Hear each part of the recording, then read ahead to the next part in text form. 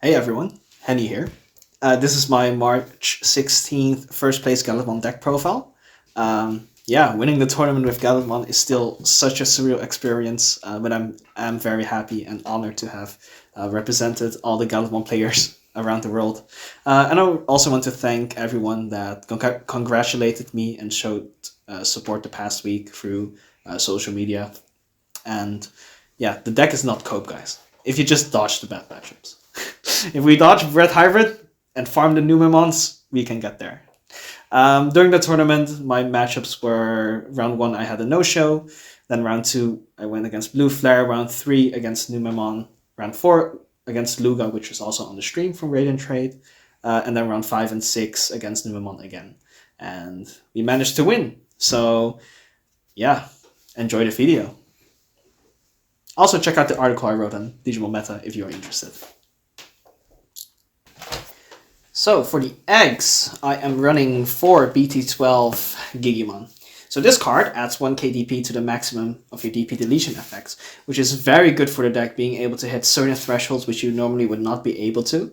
The main one being upping the 6k threshold to 7k to hit certain level 5s. It's great. Even though you don't have the EX2 for the draw, you make up for it with other consistency cards as well as other ways to draw cards. So BT12 is my preferred egg. Then, for the rookies, I am playing 4 EX2 Searcher Gilmon. On play, it adds Growlmon or Gallantmon in its name, as well as the Takato Tamer. It adds all the important pieces of the deck. And if you have it in your stack, being able to delete something with 3 KDP or less, which gets upped by all the DP base deletion buffs you have from your egg or another card, it's just very clutch to have. It's great consistency for the deck, and I love to see it. So, it's a 4 of.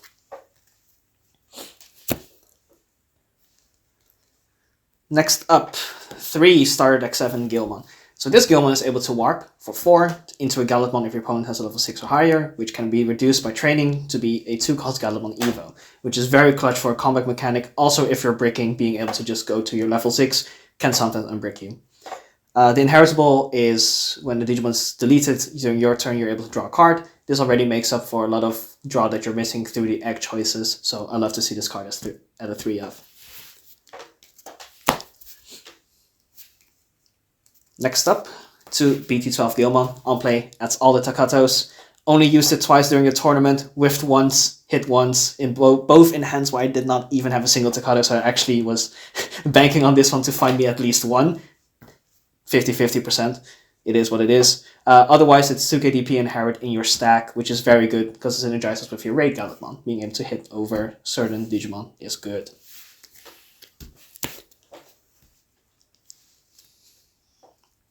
Then, my old and faithful from BT9, Gilmon X Antibody. Being able to Digivolve on top of a Gilmon for 0, and when Digivolving, popping a Digimon with 3 KDP or less, which gets added up to 4k with the egg. Also, this Digimon has the inheritable itself, the same as the egg, so if you have both in the stack, being able to up your DP thresholds with 2k is very clutch. Crimson Blaze becomes an 8k out of nowhere. All your DP deletion effects become way bigger, and you can just hit certain thresholds which people wouldn't expect sometimes. Also, it's added consistency because it's a free Evo, so you cycle more. Then lastly, the 12th rookie, Rush Gilmon from EX3. This one was a last minute inclusion because I was running 11 rookies, but I changed it to the 12th one for clutch situations with EX3 War Growlmon and EX2 Megidramon. This one is good to have as a wild card, I'd say. Then for the champions, I am running 8, which is enough. 4 Black Growlmon. This card is amazing consistency for the deck. When Digivolving a trash to the top 2, it adds back a Growlmon Gallantmon in its name, or a Gilmon specifically. This card just fixes a lot of issues the deck had, being able to recur cards from your trash, which you before did not have interaction with. And it also sets up the War Growlmon from EX3, because you also mill your opponent 2 cards, so you always hit the 5. But yeah, on deletion, same as when Digivolving, this card is great. You'll love to see him.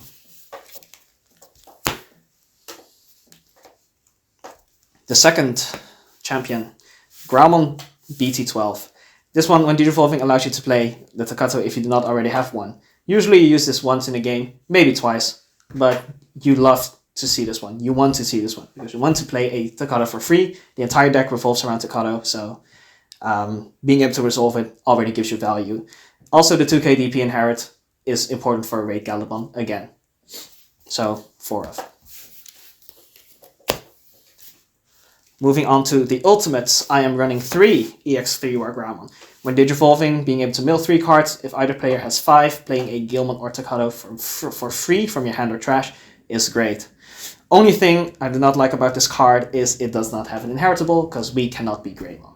But besides that, this card is great. It generates you a lot of free value, and it helps you get set up with the pieces you really need for the deck, which are mainly your tamers. So 3, I think 3 is enough. The second ultimate, and my personal favorite, BT12 Wargramon. This card is a complete card. It has an inheritable. You didn't expect it. When digivolving, pop a 4k or less. If you did not delete anything, digivolve into a Gallantmon for 1 less. Gallantmon Evos are expensive. This one reduces it. Also, at the end of the attack, if an opponent's board is empty, you gain 2 memory. And guess what? Gallantmon clears boards. Boards are empty. We get 2 memory back. It's amazing. This card, and it's beautiful. So for the megas, we are running 7, and first up is 2 BT12 Gallantmon, the Gallantmon with Raid. It evos for 4, and when digivolving, it deletes a Digimon with 6k DP or less, and when attacking, also 6k DP or less. But if it didn't delete anything, you get to trash the top card of your opponent's security. So this one is able to do damage without having to interact with security, unless you're yellow, and also being able to just clear massive boards, or doing an extra damage, or clearing a huge stack with no protection is amazing. This card is just a staple. I really like it. This one does a lot. Next up, my favorite Royal Knight card, BT13 Gallantmon.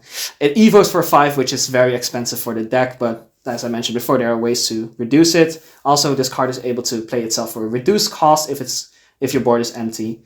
And it has an on-play when digivolving when attacking, delete 6k or less. If nothing's deleted, 13k or more. So this actually gives you tools for the matchups that used to be more difficult before in Wargramon, being able to pop protection twice before dying to blocker. But this card is amazing. It synergizes well. It fixes a lot of issues the deck actually had with not being able to have a crackback. This one helps with that, and I like it. It's beautiful. Then my heart and soul for BT9. BT9 Gallantmon X Antibody. This card, I started off playing with it. It's great. I still love this card. Some people don't run it. I love to see it as a 2-of. This card, the main reason I run it is it allows you to unsuspend if you do not delete something. This card enables your combos of Crimson Mode, and it is your main tool to bridge into a late game finisher. Otherwise, it deletes something, it trashes security. It's still really good. This card, amazing. The last mega is a 1-of Megidramon from EX2. So this one is actually also a last-minute inclusion for certain matchups, mainly Melga and Levia. Being able to pop a level 5 Wargurumon when they go out and try to swing for some damage, but having better protection, Raid doesn't kill it if it's 9k, so Megidramon does. And if it doesn't delete anything, you trash top 5 cards from both players' decks, which can be very disruptive if you're not Levia. And against Levia, if they delete it, it can float into a Gallantmon, but more importantly, it allows you to play Tocado back. And that's really good because you need to have the Tocado. If they don't kill you in one turn, you have a way to actually crack back and clear their board one way or another. This card allows you to kind of have securely a way to get your Tocado back. So this card, nice 1-of. Then for the big man himself, the finisher, the red man, Crimson Mode from EX2. This card is just amazing. When digivolving deletes the highest DP, it's whatever. But you know, if there are multiple highest DP, it deletes both. That's great. But when attacking, trash 1 card, and then for every 10 of your opponents, trash another. This is your finisher. Being able to trash 2 cards, 3 to 4 maybe, consistently, and not dying to sec bombs that way, and just hitting for the final check. This card makes the deck. This card allows you to finish games. It's great.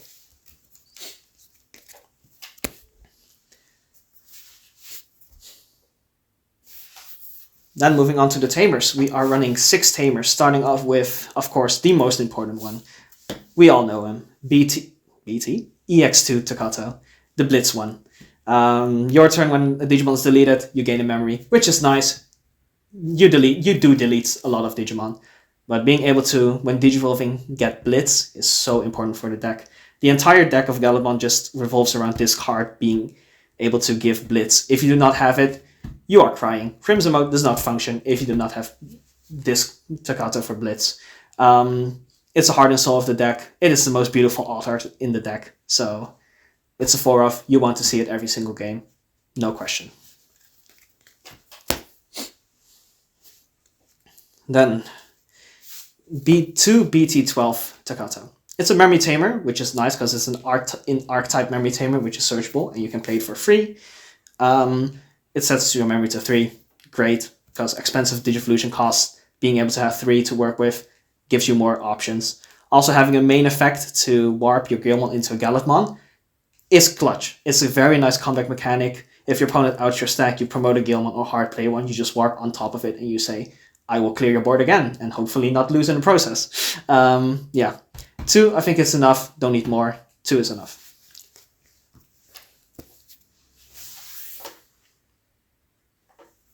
Then 9 options.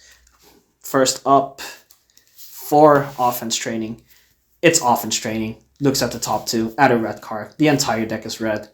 It finds every single card in the deck. It reduces the Digivolution cost. It's 2 cost to play. This card does everything you want. It's great consistency. If you can run it at 4, you run it at 4. It's that easy. And for the card that it replaced in a lot of decks, 2 red memory boost. It's a bit more expensive, but it refunds your memory as well.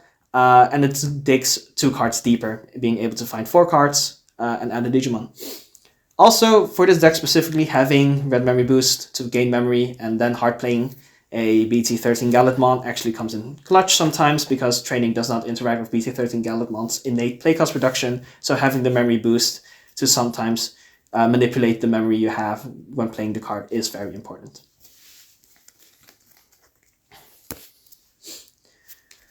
Then 2 of the meta threat, the answer to every single deck, 2 Crimson Blaze. You already know. Crimson Blaze, amazing. Especially the floodgate effect, not being able to play by effect is huge. Gallantmon abuses it like no other, being able to up it to 7k, sometimes 8k, sometimes even more. It's amazing. It clears board. Gallantmon loves having an empty board, otherwise it clears it in himself. So the card is amazing. 2 is enough. You could be a menace and even go more, but I think 2 is good. And last but not least, old but good. BT1 Gravity Crush. This card just lets you have lethal out of nowhere. Sometimes you think you don't have enough memory, you top deck this bad boy, you activate it, you gain 2, you don't even pay the tax because you're just swing for game afterwards. This card is amazing, it allows you to finish games. And it's a great one-off to have, I think. So, that's good.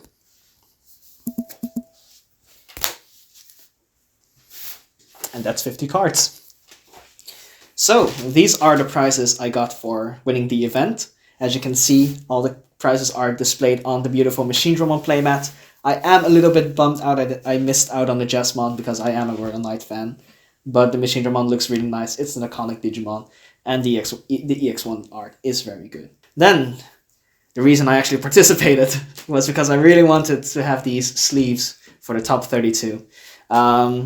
Arcade-themed sleeves. I am a Royal Knight player. I really love the deck. So people say these are X sleeves. These are main deck sleeves. We just need to win 10 more or 9 more. So, and then last but not least for the top 8, probably the real reason why people play this tournament, we have the Serial Omnimon.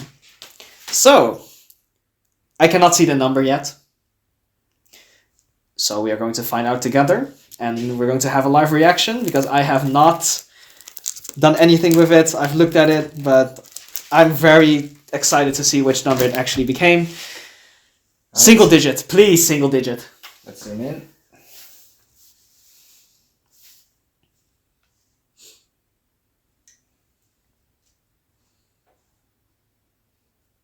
Alright. Alright, so I have my sleeve and top loader ready. Okay, what are you hoping for? 0, man. 0. Triple O. Alright. Just a funny number would be nice.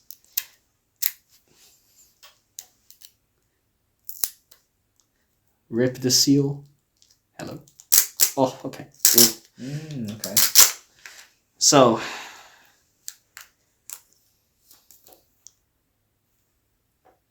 we're going to flip it, and I'm not going to be able to see the number because it's upside down from my point of view, but it's going to be exciting, so let's see. First serial Omnimon for winning the tournament. Which number did we get? And it is 45? 54. 54. Can't really quite see that one here. No, it's more above it. Well, it's double digits. We do take it. Sadly, I was hoping on single digit. Maybe just having the first one would have been cool. But wait, I need to see it from my POV. Oh, but 54. 54. 54. It still looks good. I'm going to sleeve it up. And yeah, there you have it. My first, hopefully not my only, serial Omnimon. And yeah, we got it with playing Gallantmon.